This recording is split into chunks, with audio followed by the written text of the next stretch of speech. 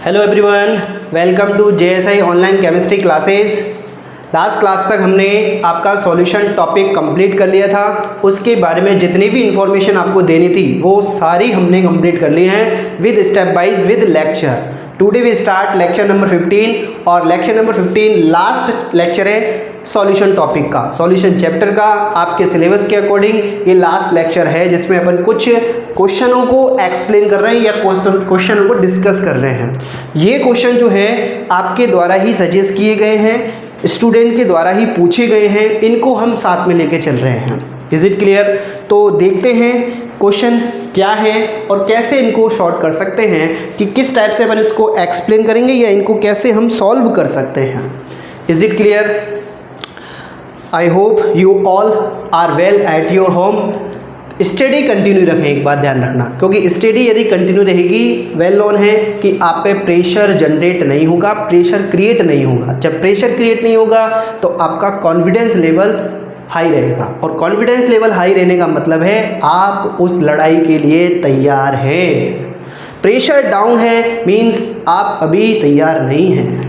तो उसके लिए क्या करना है, पहले अपने आप को स्ट्रॉन्ग करो। जब स्ट्रॉन्ग हो जाओगे तो अच्छी सी प्रॉब्लम्स भी सॉर्ट आउट हो जाएंगी।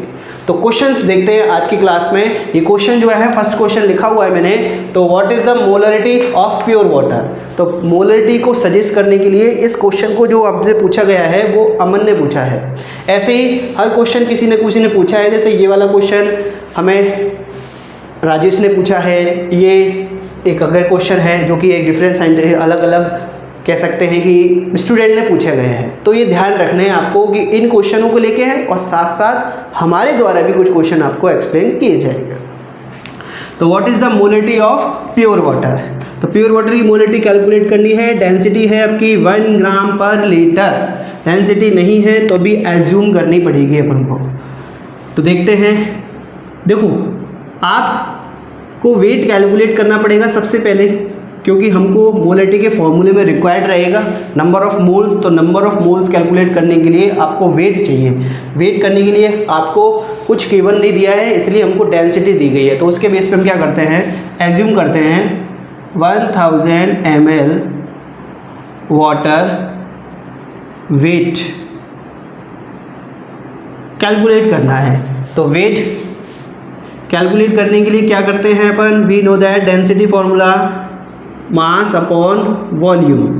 तो वेट कैलकुलेट करना है तो W is equal to density multiply volume. Density is 1, volume is 1000, इसलिए weight upon volume and weight is 1000 gram. This is your answer. अब ये तो वेट कैलकुलेट हो गया। अब अपन को क्या करना है, नंबर ऑफ मोल्स कैलकुलेट करने हैं। नंबर ऑफ मोल कैलकुलेट करने का formula given mass upon molar mass. Given mass upon molar mass. तो किसके मोल्स कैलकुलेट कर रहे हैं, वाटर के, H2O के। तो इसके मास कितना है, इसका वेट कितना आया 1000। मोलर मास कितना होता है इसका 18, हाइड्रोजन का 2, 16, इसका टोटल 18, यही होता है। इसको सॉर्ट आउट करोगे तो 55.5 मोल आ जाएंगे आपके। क्या आ गए, 55.5 मोल आ गए।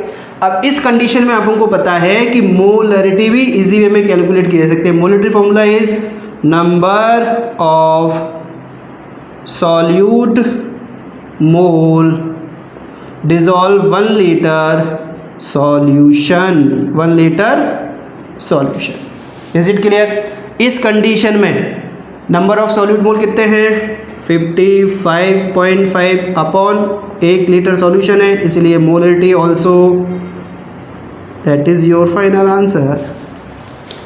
Is it clear Aman? This is for you.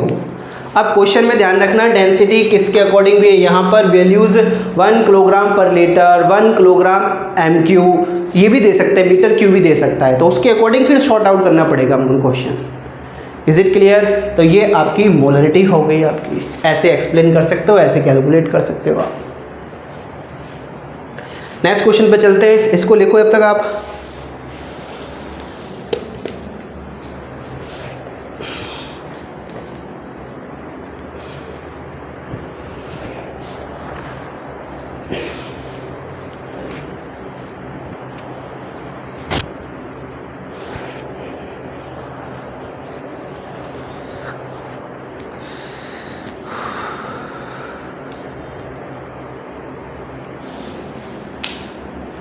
करें रफ। चलिए, क्वेश्चन ऑलरेडी रिटर्न कर किए जा चुके हैं, जिससे बार बार टाइम ख़राब नहीं हो अपना।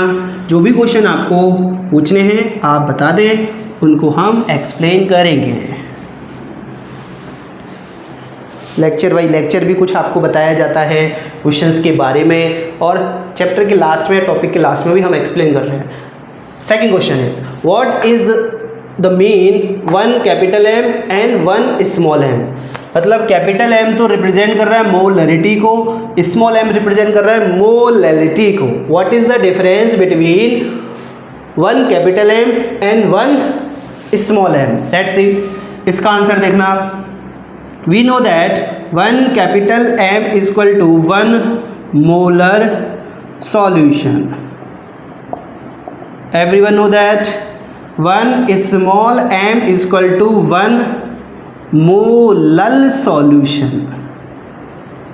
One molar solution. Is it clear? Capital M molarity को रिप्रेजेंट करता है, तो स्मॉल एम मोलैलिटी को रिप्रेजेंट करता है। तो कैपिटल एम का मीन्स मोलर सॉल्यूशन होता है, एंड वन स्मॉल एम का मीन वन मोलर सॉल्यूशन होता है, दैट इज रिप्रेजेंट मोलैलिटी। अब यहीं पे मैं आपसे एक क्वेश्चन पुट कर देता हूँ कि इन दोनों सॉल्यूशन में से किसकी कंसंट्रेशन ज़्यादा होगी, मोलैरिटी सॉल्यूशन की होगी या वन मोलर सॉल्यूशन की होगी? तो आपको बताना है, ठीक है। तो सोचो क्या हो सकती है मोलैरिटी बिटवीन देम, इन दोनों के बिटवीन क्या हो सकती है? मैं बताऊं, आपको नहीं पता तो देखिए, कैपिटल एम की कंसंट्रेशन टर्म ज़्यादा है कंपैरिजन टू स्मॉल एम। इसकी कंसंट्रेशन ज़्यादा रहेगी, कंसंट्रेशन ज़्यादा रहेगी इसकी। Capital M is a more concentrate comparison to small m. Why? Because molarity की डेफिनेशन क्या है? Number of mole dissolve in 1 litre solution. यहाँ पे किसकी कंडीशन आती है? 1 लीटर ऑफ सॉल्यूशन की कंडीशन आती है। But in that case one number of mole dissolve 1 kg solvent, is it 1 kg solvent? तो सॉल्वेंट जो है वहाँ पर रिप्रेजेंट हो रहा है, यहाँ पर सॉल्यूशन रिप्रेजेंट हो रहा है। इस कंडीशन में हम कह सकते हैं कि यहाँ पर कंसंट्रेशन टर्म ज़्यादा है और यहाँ पर कंसंट्रेशन टर्म कम है। तो we know that concentration of capital M is more than is comparison to one small m। Is it clear? Reason, यहाँ पे सॉल्वेंट यूज़ हुआ है, यहाँ पे सॉल्यूशन यूज़ हुआ है, तो यहाँ पर सॉल्वेंट का जो वॉल्यूम है ना वो कम हो गया, सॉल्वेंट का वॉल्यूम्स कम हो गया, तो वहाँ पर कंसंट्रेशन भी कम हो गई। Is it clear? तो ये रीज़न आपके दूसरे क्वेश्चंस का है, देख लो एक बार।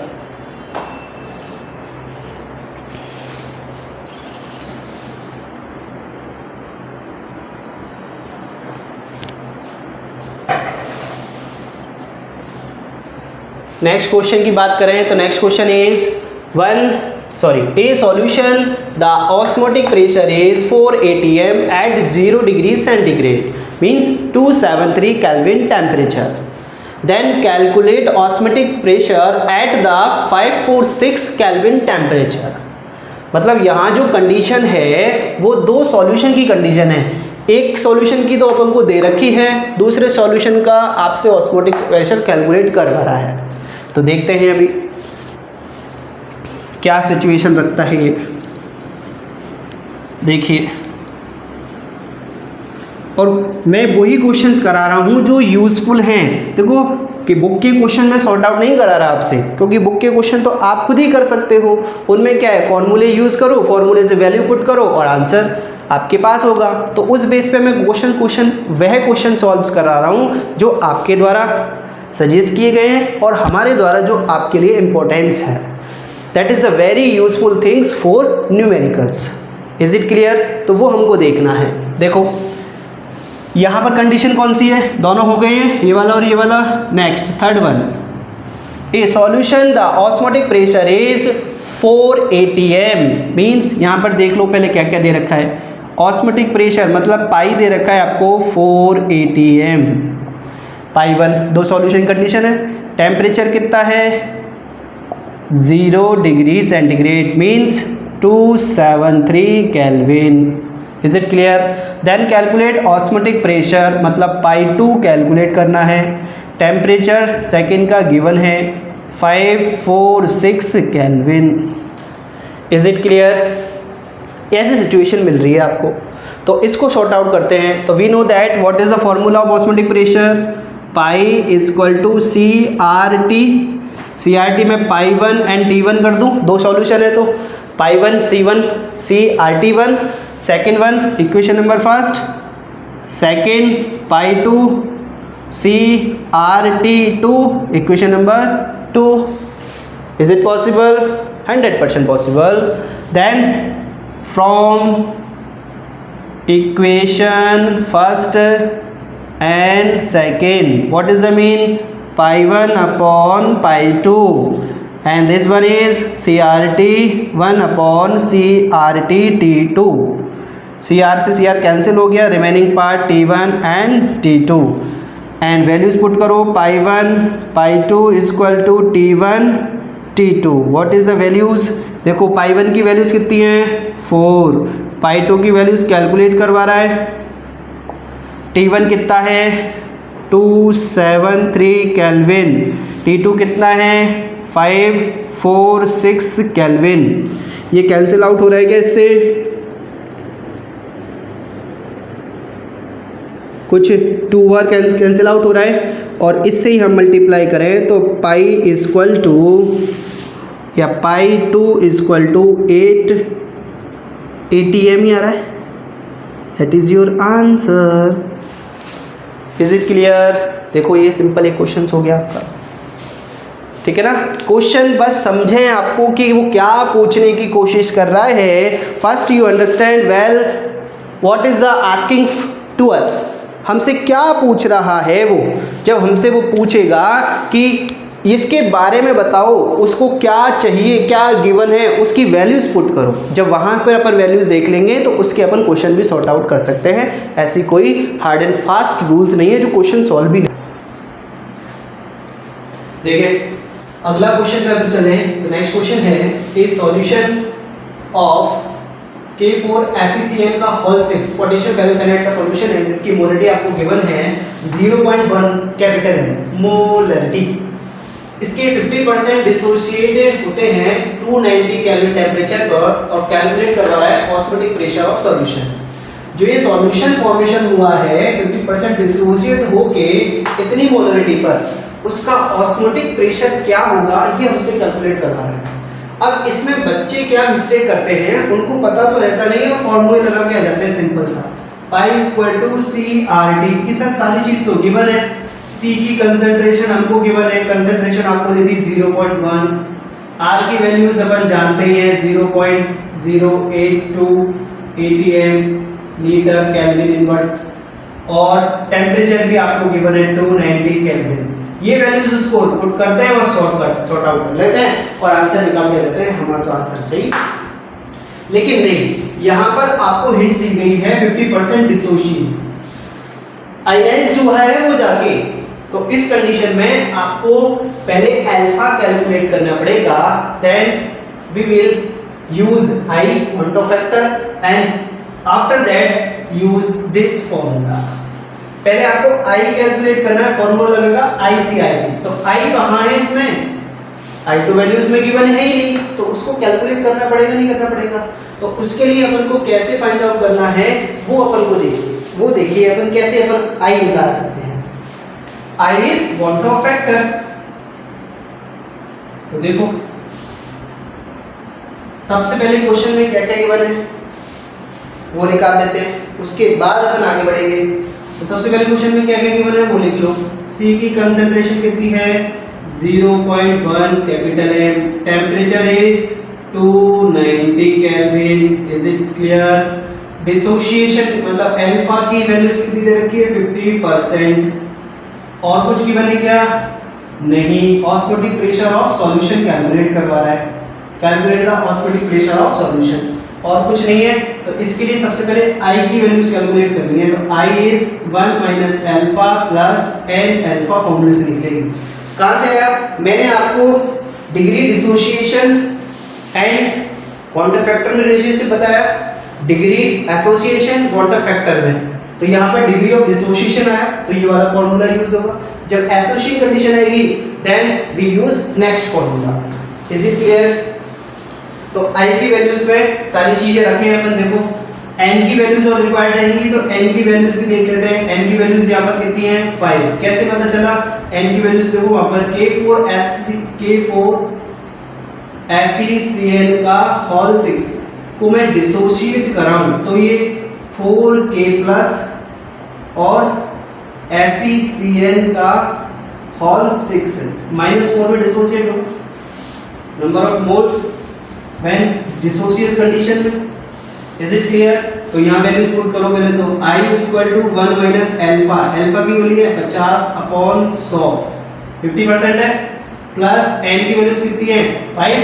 ये भी लिखी है n equal to 5। Alpha again कितना है? मल्टीप्लाई में 50/100।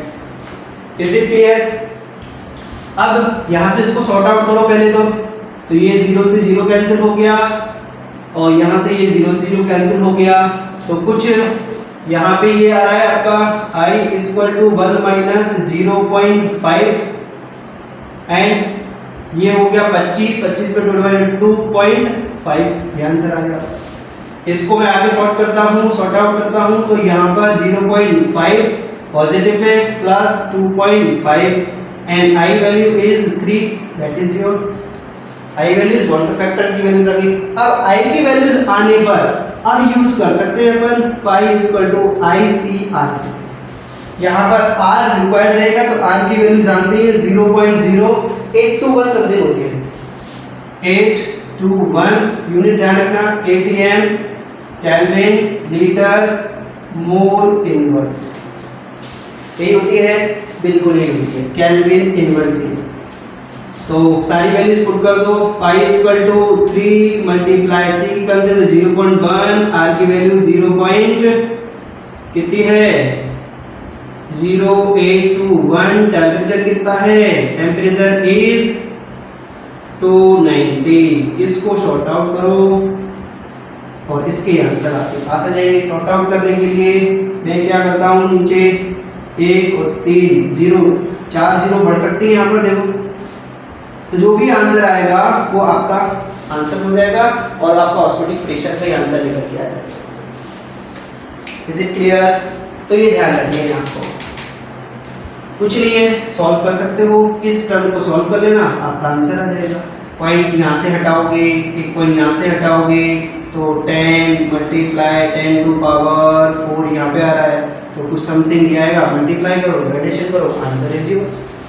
तो ऐसे अपन सॉर्ट आउट कर सकते हैं और इस टाइप से अपन क्वेश्चन पहले आइडेंटिफाई करना ही क्वेश्चन में क्या गिवन है और क्या आपसे पूछ रहा है। क्लियर? तो यहाँ देखो 50% में तो I कैलकुलेट किया है, उसके बाद हमने जो भी फैक्टर यूज किए हैं वो यूज किए हैं। ICRT डायरेक्टली यूज नहीं करना, CRT यूज कर दिया सर ऑस्मोटिक प्रेशर आ गया, नहीं, this is your wrong way. तो उस कंडीशन को ध्यान रखना कि क्या कंडीशन रहेगी। क्लियर? देखो एक बात, कैलकुलेशन आप खुद भी कर सकते हो, मैं भी कर सकता हूँ, लेकिन टाइम लगेगा, उससे बेटर हम नेक्स्ट क्वेश्चन पे चलेंगे। क्लियर? देखो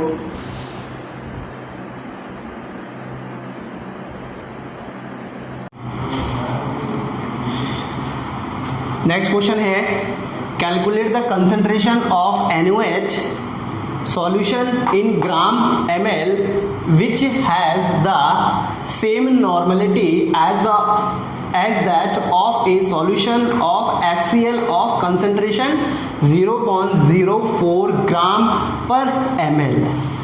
is it clear?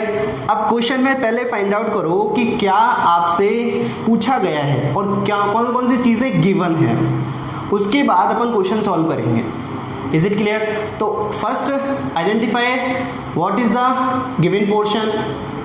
According to question calculate the concentration of NaOH means इस NaOH की कंसंट्रेशन वाली सॉल्यूशन की आपसे क्वेश्चन पुट किया गया है कि इसकी कंसंट्रेशन क्या है जो सॉल्यूशन फॉर्मेशन हो रहा है, या कितना NaOH डिजोल्व है उस कंसंट्रेशन बेस पे, और आपको गिवन क्या है which has the same normality, मतलब उसकी नॉर्मेलिटी किससे सेम है, HCl सॉल्यूशन से। तो ये आपके लिए 0.04 ग्राम ml इसके लिए कंसंट्रेशन गिवन है, उस बेस पे अपन क्वेश्चन सॉल्व करना है। तो देखिए कैसे अपन क्वेश्चन सॉल्व करेंगे।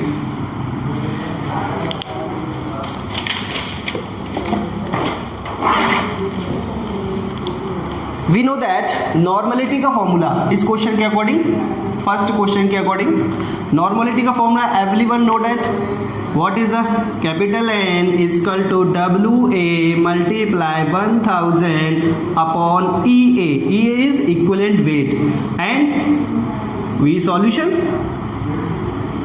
ऐसी कंडीशन रहती है when number of mole dissolve 1 liter of solution, that is called normality। अब normality condition में अपन बोल देते हैं number of gram equivalent weight, तो ग्राम इक्विवेलेंट वेट को रिप्रेजेंट कर रहा है decimal. Is it clear? EA is equivalent weight. तो नॉर्मेलिटी कंडीशन में आपको HCl के लिए दे रखा है, तो पहले HCl की नॉर्मेलिटी कैलकुलेट कर लें, उसके बेस पे अपन आगे क्वेश्चन सॉल्व कर लेंगे। इजी वे में हो सकता है, देखो कैसे, इतना अमाउंट दे रखा है तो नॉर्मेलिटी इसकी कैलकुलेट करें तो NaCl is equal to WA 0.04 1000 upon EA, किसका? HCl का। HCl का EA कैसे कैलकुलेट करेंगे? एसिड है तो मैंने आपको बता रखा है how to calculate acid equivalent weight, तो HCl equivalent weight molar mass upon number of H plus ions, ये आपको बता रखा है। तो मोलर मास कितना होता है? हाइड्रोजन का 1 इसका इतना, तो 36, हाइड्रोजन का 1 इसका 35.5, टोटल हो गया 36.5, तो 36.5 upon number of H plus ion 1, तो वो वाओ 36.5 ही इसका क्या आ गया? Equivalent weight. तो वैल्यू पुट कर दो 36.5 एंड कितना है 1 लीटर सॉल्यूशन, तो 1 लीटर सॉल्यूशन की कंडीशन अप्लाइड कर दी। ml की कंडीशन के लिए हमने 1000 ऊपर मल्टीप्लाई कर ही रखा है। इसको सॉर्ट आउट करते हैं तो आपको नॉर्मलिटीज किसकी आएगी? HCl की। तो इसका सॉर्ट आउट करते हैं तो आंसर्स मैंने ऑलरेडी कैलकुलेट कर रखे हैं, दैट इज 109, दैट इज 109। ये HCl की नॉर्मेलिटी आ गई। अब इस HCl की नॉर्मेलिटी बेस पे वो क्या कह रहा है? सेम नॉर्मेलिटी, कंपैरिजन किया ना, सेम नॉर्मेलिटी बेस पे आपको इसकी कंसंट्रेशन कैलकुलेट करनी है। तो मैं इसका कंपैरिजन कर दूं, NaOH नॉर्मेलिटी किससे? NaOH इक्वल टू NaHCl, तो इसकी वैल्यूज तो हमारे पास है, इसकी आपको कैलकुलेट करवा रहा है, तो इसके लिए अपन वही फॉर्मूला यूज़ करेंगे। देखो यहाँ पे इरेज कर देता हूँ ये सारी चीज़ें, तो स्पेस रिक्वायर्ड रहेगा, तो यहाँ से ही मैं इरेज कर रहा हूँ ये। नॉर्मेलिटी का फॉर्मूले के अकॉर्डिंग वी नो दैट वही फॉर्मूला होगा WA multiply 1000 upon EA upon V solution. अब ये कंडीशन किसके लिए है? NaOH के लिए।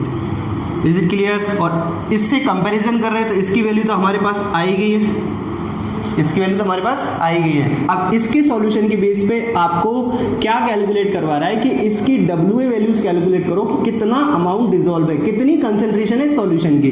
तो NaOH बेस पे कैलकुलेट करें तो WA मल्टीप्लाई 1000 अपॉन EA कितना आता है इसका? NaOH का 40, अभी बता दूंगा कैसे आया, 1 है ही है, और ये आपका 109। WA कैलकुलेट करना है, इधर शिफ्ट कर दो और WA की वैल्यूज आपके पास आ जाएंगी। वो क्या होंगी? इधर देखो 109 मल्टीप्लाई 1 मल्टीप्लाई 40 अपॉन 1000, सारी वैल्यूज लिख दी है मैंने, और जो भी आंसर आएगा that is your final answer. और आंसर मेरे पास है that is 0.00 0.043 gram ml. Is it clear? That is your final answer. इसको सॉर्ट आउट करना है आपको, आंसर आ जाएगा। NaOH का इक्विवेलेंट वेट कैसे कैलकुलेट किया? NaOH equivalent weight, how to calculate? Molar mass upon number of OH minus ions. तो मोलर मास कितना? 40, नंबर ऑफ OH, तो आंसर इस भी 40, दोनों के सेम है। इसका 36.5, इसका 40 आ गया, तो ये आपका आंसर हो गया। 40 कैसे है? NaOH में 23 तो होता है सोडियम का, ऑक्सीजन का 16, हाइड्रोजन का 1, टोटल ऐड करोगे तो आंसर इज 40। ये आंसर आ गया, देख लो। नेक्स्ट क्वेश्चन पे चले। कैलकुलेशन आप कर सकते हो, देखो नॉर्मलिटी है, ये आपकी नॉर्मलिटी बेस पे अपन ने इसको सॉल्व किया है। कंपेयर ये करके उससे हमने क्वेश्चन को सॉर्ट आउट कर लिया।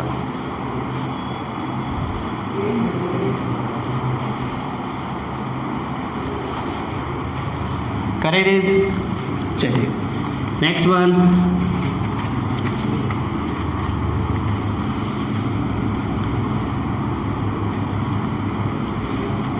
सेकंड क्वेश्चन देखते हैं क्या कहता है। What is the freezing point? Now asking freezing point.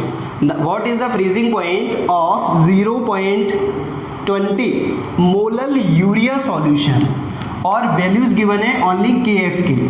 तो सिंपल स्वीट सा फॉर्मूला है, जानते हैं। आंसर देखो ये हो गया है, इसका चल रहा है। अब आंसर क्या है, वो क्वेश्चन फॉर्मूला क्या है? Delta TF equal to KF multiply small m, that is the formula of freezing point. Is it clear? Values क्या है? स्मॉल m गिवन है ओनली 20 मोलर, मोलर नहीं molar. Is it clear? KF भी values है, तो delta TF calculate कर लो। इससे तो सिंपल सा है, 0.20 KF की value, sorry KF value is 1.86 multiply 0.20, answer delta TF की वैल्यूज। मल्टीप्लिकेशन करो, मल्टीप्लिकेशन में क्या आंसर आ रहा है वो देखो। मल्टीप्लिकेशन में आंसर आता है 0.3720, ये आ गई आपकी किसकी वैल्यूज? डेल्टा TF की। अब डेल्टा TF टोटल किसका आया है? ये आपसे केवल यूरिया सॉल्यूशन के लिए फ्रीजिंग पॉइंट पूछो। What is the freezing point of urea solution? अब ये फ्रीजिंग पॉइंट जो आया है दैट इज इतना डिक्रीमेंट हुआ है उसके अंदर, किसके अंदर? जो सॉल्यूशन फॉर्मेशन हुआ है, तो इतना डिक्रीमेंट हुआ है, तो इसको अपन कैलकुलेट कर सकते हैं। ये आपका फ्रीजिंग पॉइंट्स की वैल्यूज आ गई। अब एक चीज और, कितना आया H2O का, sorry freezing point of water कितना होता है? 273 केल्विन, वेल नोन है। अब प्योर वाटर का तो इतना होता है, सॉल्यूशन में जब सॉल्यूशन फॉर्मेशन में इतना डिक्रीमेंट आया तो उसमें कैसे कैलकुलेट कर सकते हैं या उसको अपन कैसे एक्सप्लेन कर सकते हैं वो भी देखो। तो यहाँ पर solution, freezing point of solution, freezing point of solution,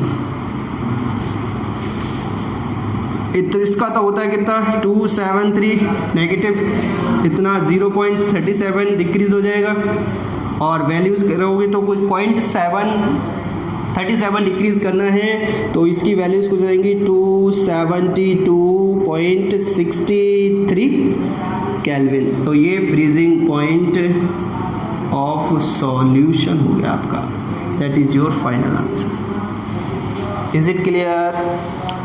ये आपका विलियन का मांग हो गया कि जब आपने उसके अंदर सॉल्यूट मिलाया तो इतना डिक्रीमेंट होकर उस सॉल्यूशन, इतना डिक्रीमेंट हुआ और उसका इतना रह गया।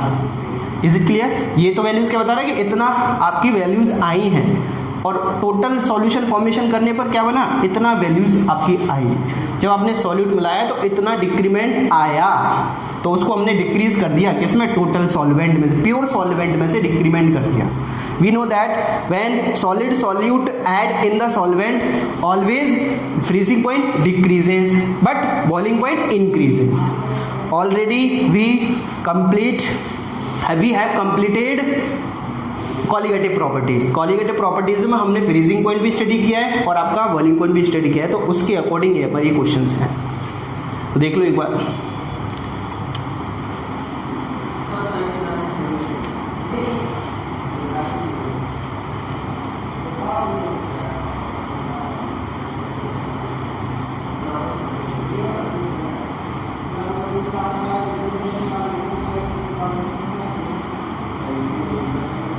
लिख लिया। चलिए लास्ट क्वेश्चन देखते हैं। लास्ट वन इज, जो भी क्वेश्चन रिमेनिंग रह जाएं वो आप खुद को सॉर्ट आउट करने हैं, ठीक है ना, और इनकी प्रैक्टिस आपको करनी है, जिससे आप ज़्यादा से ज़्यादा प्रैक्टिस करोगे तो स्ट्रांग हो जाओगे। Next question is, calculate the freezing point if A solution boiling point is, बहुत अच्छा क्वेश्चन है, that is so nice. Boiling point given है, फ्रीजिंग पॉइंट पूछ रहा है, तो हाउ टू कैलकुलेट, देखो इस कंडीशन में क्या करें। Answer, we know that delta T B is equal to K B multiply small M. Again we know that delta T F is equal to K F multiply small M. Know that equation number first, equation number two, according to equation number first और equation number two से, is it possible delta T B upon from equation first and second upon delta T F K B multiply small M K F multiply small M. Small M से small M cancel out हो गया। जब small M से small M cancel out हो गए तो values is, remaining values क्या रह गई, delta T B upon delta T F is equal to K B upon K F. इसमें आपको ये वैल्यूज गिवन है, देखो के बी है, के एफ है, ये दोनों वैल्यूज गिवन है। डेल्टा टी बी भी गिवन है, ये रहा आपका बॉइलिंग पॉइंट्स, ये पूछ रहा है, तो कोई प्रॉब्लम वाली नहीं होनी चाहिए बात। इक्वेशन अरेंज कर लो, वैल्यूज पुट कर दो, उसके बेस पे आपको आंसर आ जाएगा। बॉइलिंग पॉइंट गिवन है, सॉल्यूशन बॉइलिंग पॉइंट है। अब यहाँ पर ये कितना उसमें एलिवेशन आया है वो अपन को देखना पड़ेगा बस। क्लियर? तो एलिवेशन अपन अभी फाइंड आउट कर लेते हैं, कोई इशू नहीं है, बहुत बड़ी बात नहीं है वो। तो डेल्टा टी एफ अपन को यहाँ पर अरेंज करना है, तो देखो इधर डेल्टा टी एफ कैलकुलेट करना है, तो delta T F is equal to, ये क्वेश्चन अरेंज होगा, मतलब इक्वेशन अरेंज होगी, तो delta T B multiply K F upon K B values. अब यहाँ पर अपन को कैलकुलेट करना है delta T B, boiling point दिया है सॉल्यूशन का, ये क्या बताता है, ये बताता है आपको कितना आपका एलिवेशन आया है। तो डेल्टा टीवी की वैल्यूज आपको कैलकुलेट करनी पड़ेंगी। तो डेल्टा टीवी वैल्यूज इज, मैंने आपको जब ये एक्सप्लेन किया था elevation is in boiling point, तो उसके अंदर एक इक्वेशन लिखी थी, टी किसका ज़्यादा होता है, सॉल्यूशन का, तो T B is equal to T B not, ये लिखा था, डिफरेंस क्रिएट करना है ना। तो टी बी की वैल्यू सॉल्यूशन की कितनी दे रखी है आपको, 374.4। नेगेटिव वैल्यूज कितनी है, मतलब ये वैल्यू उसकी है सॉल्वेंट की, सॉल्वेंट इज वाटर, गिवन नहीं हो तो वाटर यूज़ करना है, डैम श्योर है वो। 373 केल्विन ये होता ही है, तो कुछ 1.4 आंसर आ रहा है, तो 1.4 kelvin values is delta T B. ये आपकी टीवी की वैल्यूज आ गई, वैल्यूज पुट करो, 1.4 multiply K F is 1.86 and delta B 0.52, और ये वैल्यूज कैलकुलेट करोगे, that is your answer. Answer is 5, बहुत अच्छा, 5 वैल्यूज़ आपकी इसकी आ गई, तो 5 वैल्यूज़ क्या आ गई आपके, इतना उसमें फ्रीजिंग पॉइंट में डिप्रीजन आया है 0.5 की वैल्यूज़ की बेस पे। तो ऐसे अपन क्वेश्चन सॉल्व करेंगे, this type question solve this way. Is it clear? देख लो क्वेश्चंस। लेक्चर नंबर 15 में हमने सारे क्वेश्चन डिस्कस किए हैं, मैंने फॉर्मूले बेस पे क्वेश्चन भी एक्सप्लेन किए हैं आपको, उसके साथ साथ कुछ जहाँ पर नीड है उसके अकॉर्डिंग अपन ने क्वेश्चन सॉल्व किए हैं। कुछ क्वेश्चंस आपने भी सजेस्ट किए हैं, तो thank you very much for your suggestion. और हमारे अकॉर्डिंग भी कुछ क्वेश्चन यहाँ पर एक्सप्लेन किए गए हैं, तो उनको भी एक बार नोटिस करें और उनके साथ साथ आप चलें और चैनल को सब्सक्राइब, लाइक और शेयर जरूर करें और स्टडी को कंटिन्यू रखें। फर्स्ट प्रायोरिटी आपकी स्टडी होनी चाहिए। ये सॉल्यूशन के 15 लेक्चर में आपका सॉल्यूशन टॉपिक कंप्लीट हो गया है, ठीक है ना। तो नोट्स प्रॉपर वे में बनाएं, स्टडी कंटिन्यू करें, बार बार रिवाइज करें। किसी चीज़ को भी स्ट्रॉन्ग करना है तो रिवाइज करें। आप जब रिवाइज करोगे तो आप स्ट्रॉन्ग होते चले जाओगे, धीरे धीरे धीरे, स्लोली चलो लेकिन कंटिन्यू चलो, ये ध्यान रखना है। तो ये आपके क्वेश्चंस हो गए, और क्वेश्चंस आपके बुक में भी हैं, आरबीएसई सीबीएसई की जो बुक है उनमें भी हैं, तो वो क्वेश्चन मैंने नहीं लिए हैं, वो आप खुद भी सॉल्व कर सकते हो। यदि if you have any problem you can ask any time as a by comment box and by messages through, आप पूछ सकते हो, कोई इश्यू वाली बात नहीं है। Is it clear? देख लो एक बार। तो thank you very much for your online chemistry classes.